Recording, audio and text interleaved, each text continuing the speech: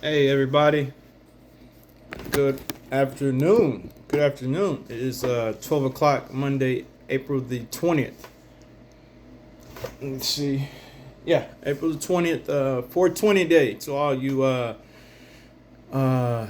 Mary Jane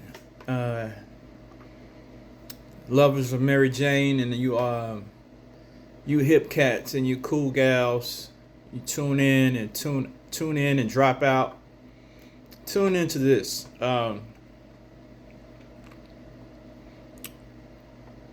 It's okay to have fun. It's okay. I'm realizing that myself. Fun is about. It's about relaxing. Relaxing is good for overall good for the health. And I have a friend, a little homie. I have a couple partners that partake in the wacky stuff and the ganja that grows from the herb, from the seed, given to us for every ailment under the sun. Um, you know, there's been proven scientific studies that show that people with uh, mental disorders or some people with uh,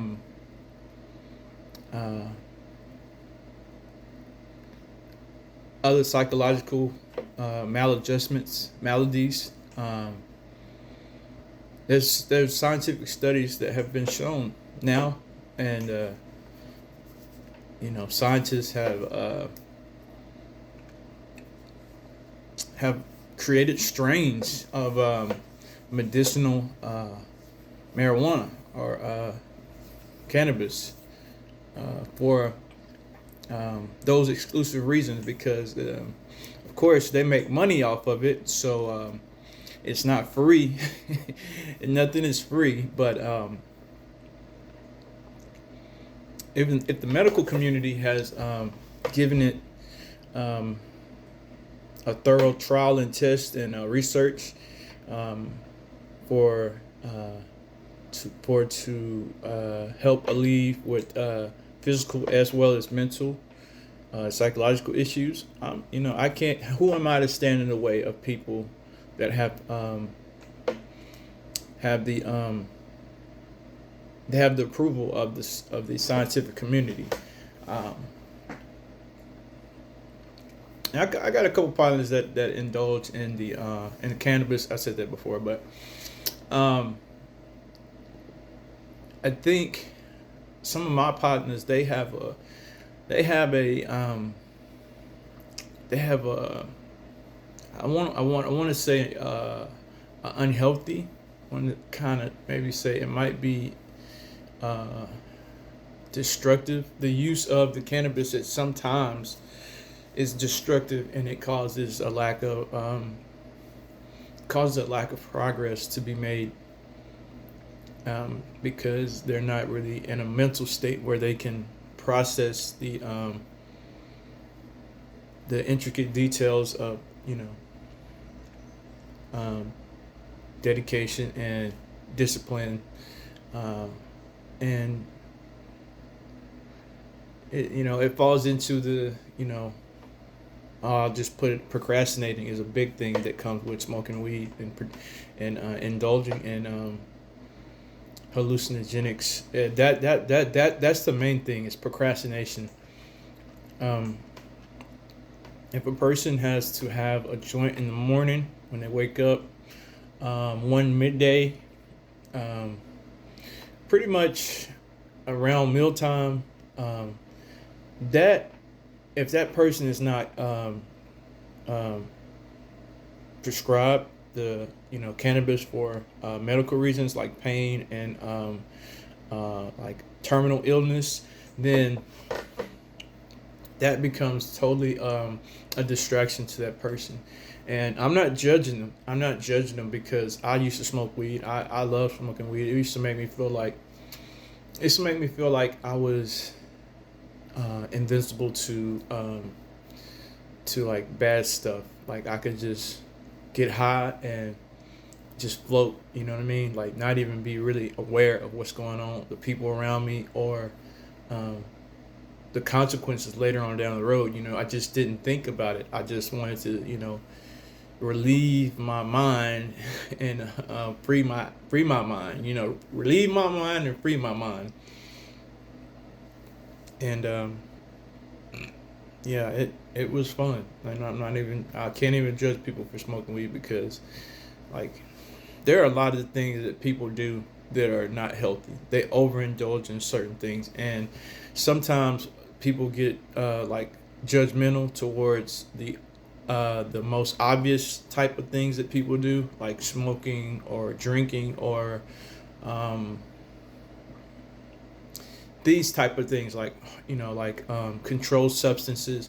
We want to put those in a category of those are for people that are bad people, but it's not necessarily though. It's not that that's not the case at all. But you can't stereotype people who are living alternative lifestyles just because we don't know their background. We don't know what environment they grew up in. So sometimes people like to point the finger at people who where it's obvious, where they live a different lifestyle. They might have longer hair. They might have a more casual style. They might speak in a little bit of a unusual, unorthodox way. Um, or they might just be like totally to themselves, or they might you know only do certain things. But we should try to have a more of a compassionate understanding about people, because even though some people are in a bad way, or they're going in a bad way, that's just this moment in their life. Like I said, I smoked weed when I was in high school. I didn't never think I would stop smoking weed because it just helped me to get through like a couple years, really, really like transitional years. I kind of screwed up while I was smoking weed, but at the time that's what I wanted, and I think I did it to all of my ability. I woke up, I was just like a Rasta. I wanted to be a hippie. I wanted to just peace and love. And usually people who smoke weed are those type of people. They're the people in the world who get run over.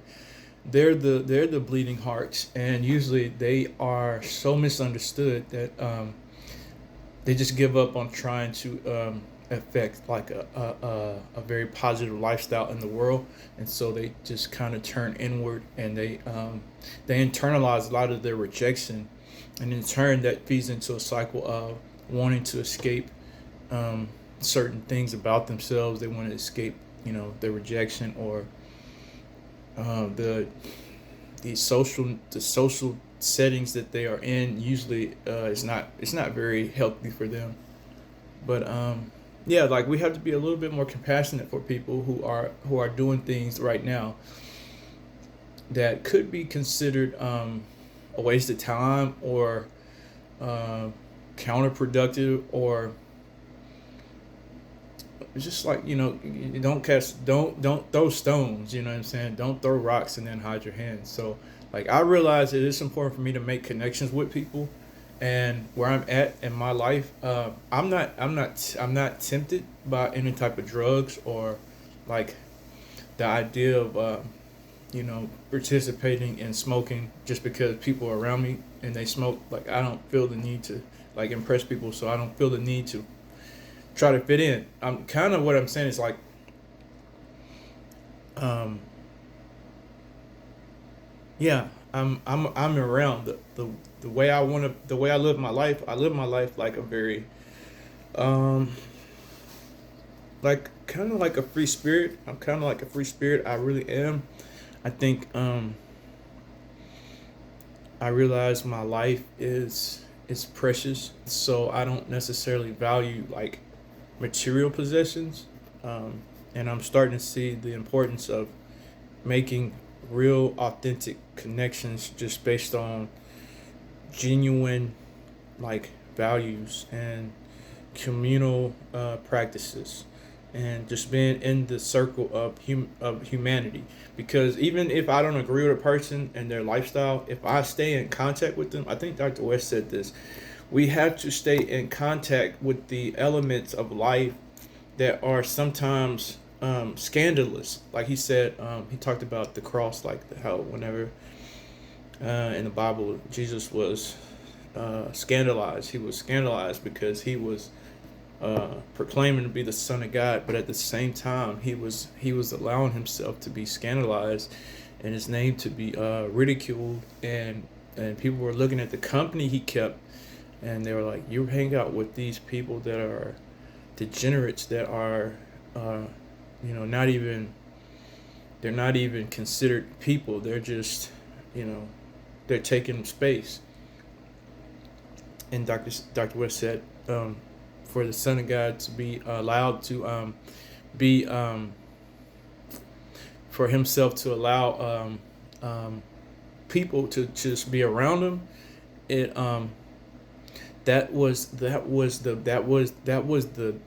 purpose of that story, was to encourage people not to be like the rulers, but to be lowly and humble, and just to um, stay in contact with the elements of life that aren't glamorized, that aren't polished, um, that aren't even acknowledged. We walk through situations like we see people, but we don't acknowledge them, and then when stuff happens to us, we wonder why doesn't the world care about me? Well, it's because you're not keeping in contact with the elements of life that are unsettling.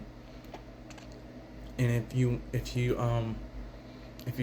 like Dr. West said, if you're gonna bear the cross, if you're gonna be a true teller, a freedom fighter, a person who does not sell his soul for a pot of porridge, um, well, you have to take a step back, because you're going down a path that is going to be, you're going to be, even though you might not be that type of person, because you're walking a more humble and more lowly life, people are going to make assumptions and judgments based off of just where you go, who you are. You don't, you know what I'm saying? You don't, cops, for instance, hanging out in this part of the town, hanging out with the people and the locals. Um, one of the concerns I talk to people, one of the concerns people talk to me about are the presence of cops, and cops historically, like, stereotyping certain people for petty crime, and having a criminal background. So, like, I don't doubt that I will have to go through a lot of stuff. Like, I'll probably have to go through, like, a lot of, like, things that will not make sense to people, because um, you know to be a curse to people, or to be a byword, or people to, your name is lower than dirt, or you don't have any, your name doesn't have credibility, or you don't have any in, you don't have any influence, worldly influence. I mean, when I go places, I kind of have to take a step back and realize it's not about me. Like, it's really about staying in connection, and stand in community. Like, that's so important. Even though I don't have to be like people in my community, I could be totally different than the people in my community. But the more I'm around them, the more I see their point of view, and hopefully they'll see that I'm somebody that stands on, something.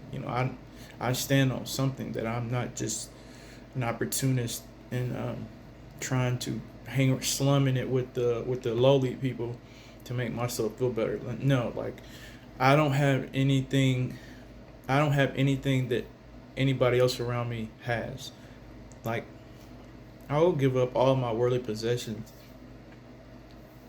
in order for me to become a more genuine person, like a more genuine African American, a descendant of slaves, descendant of African, because that's my nature. My nature is to be in community. My nature is to be in love and be a part of something, and to help to, lead, or help to carry the load, or help to make connections,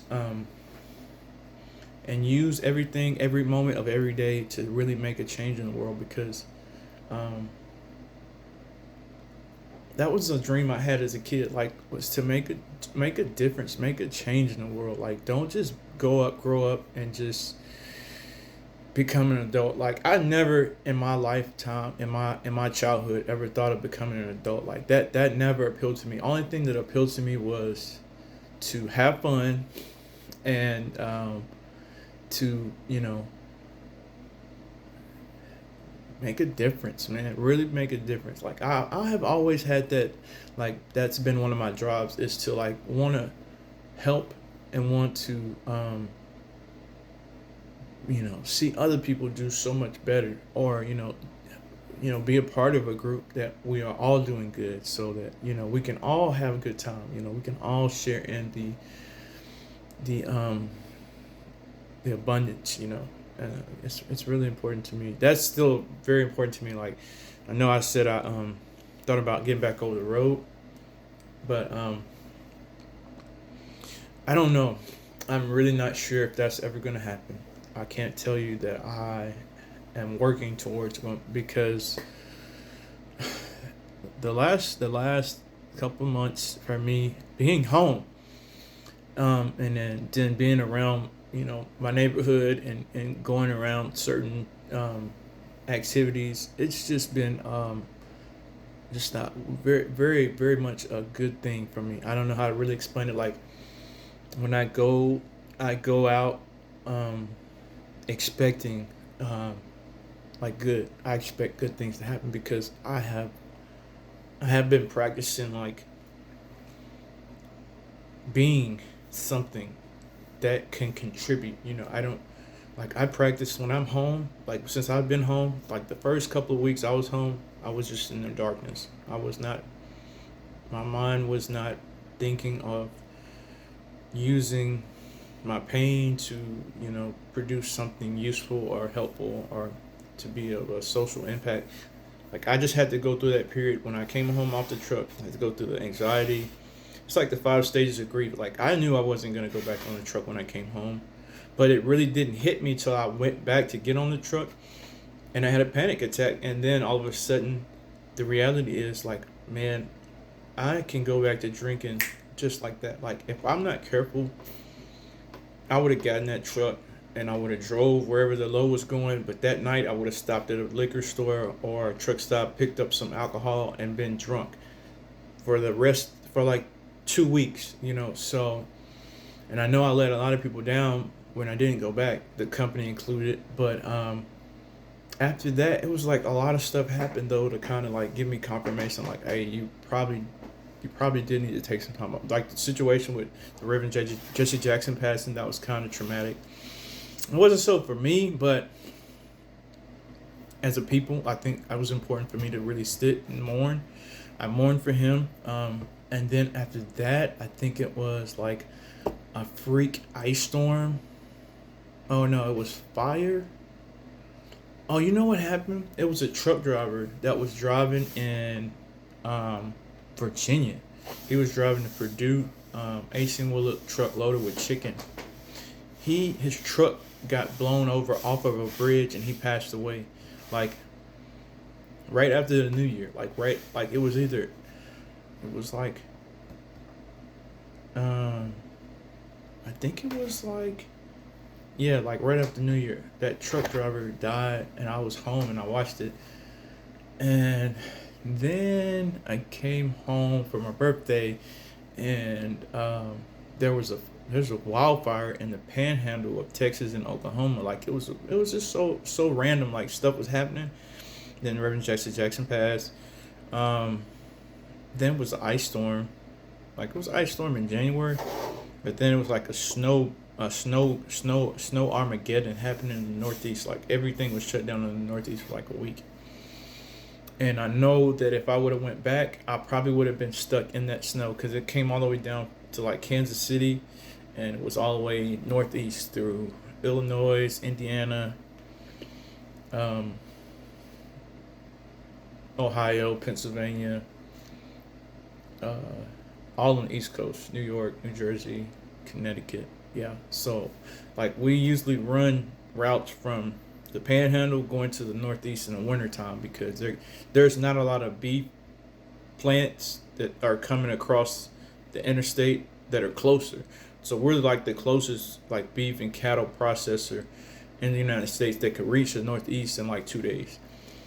And so they have those routes that they have us run in the wintertime. So I'm glad I didn't go back because like the first quarter of this year, January through March, it was touch and go. And then there was also the invasion of Iraq. Well, it was the war in the war in Israel and Palestine, intensified, and that boiled over into America starting a war with Iran.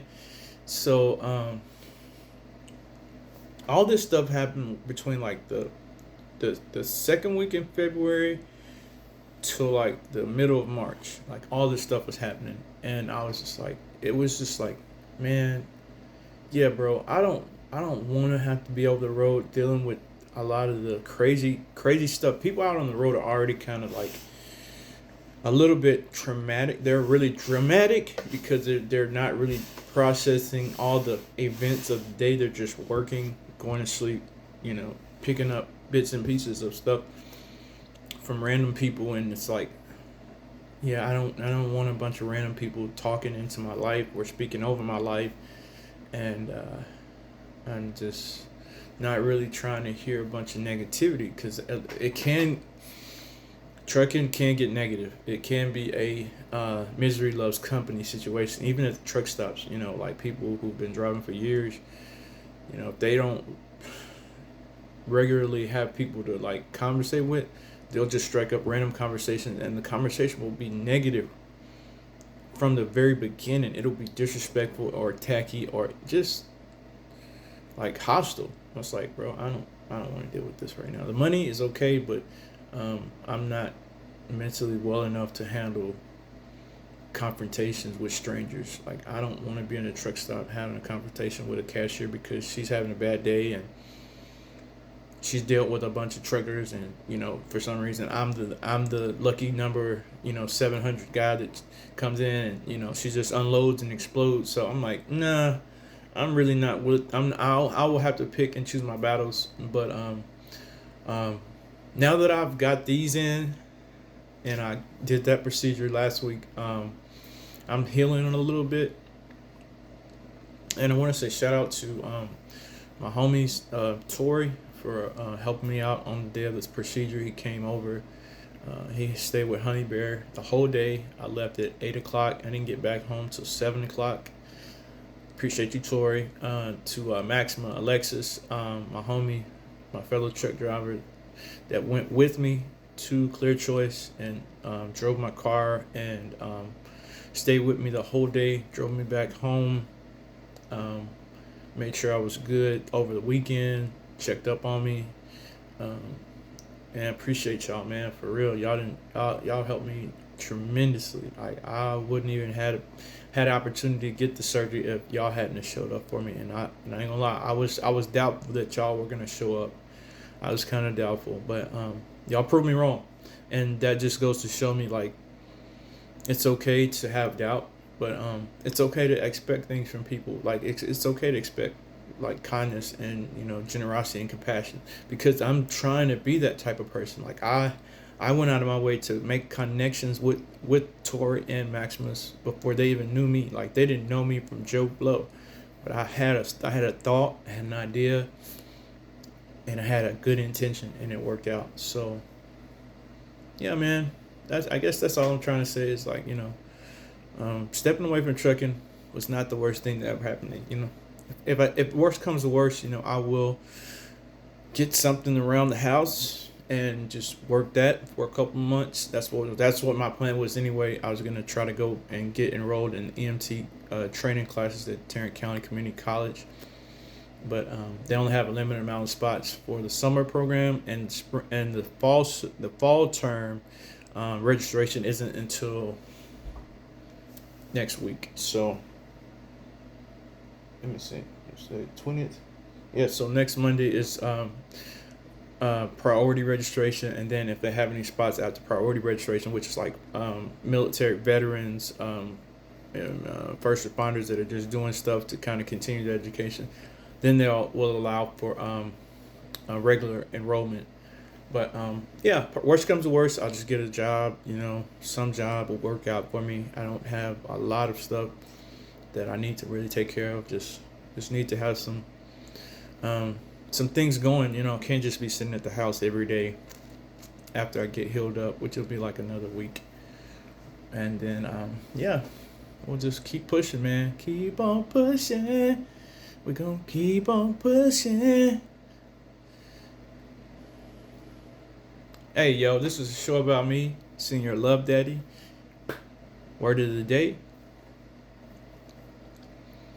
For those of you, be lifted, be gifted, be spirited. For those of you confined within the walls of your mind, knowledge of self is the key. Love will set you free and let you be you. Why? Wise eye, always open, never blind to the ways of self. And let you be you. I'm out.